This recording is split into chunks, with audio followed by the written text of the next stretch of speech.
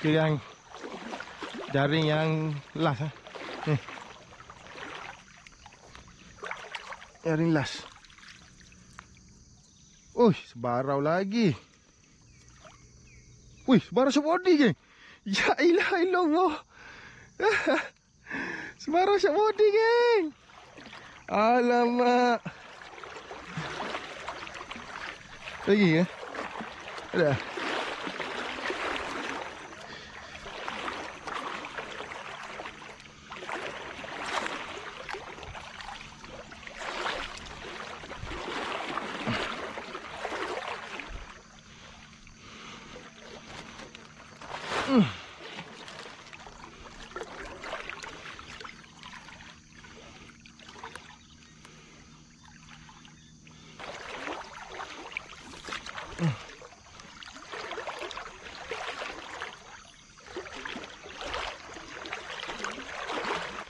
Mau pun dah kuat lah.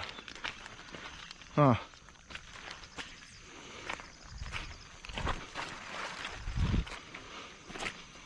Ni sebarau eh.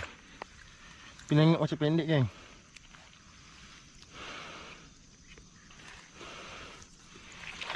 Ikan terakhir.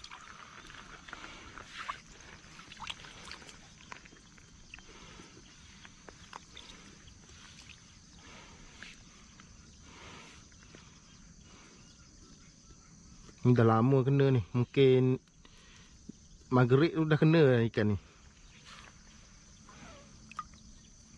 Kemur perut dah.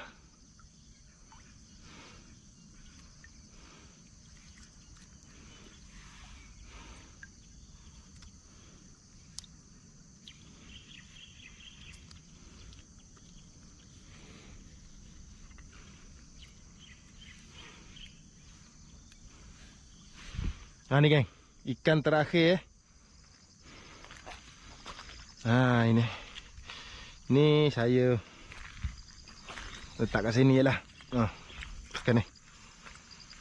Nanti adalah memerang ke biar awak makan ni. Rezeki dia ni.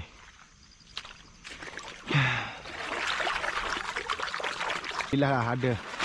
Ada jugalah sikit. Ha. So ikan lampam merah tadi. Besar juga tapi lucuk lah.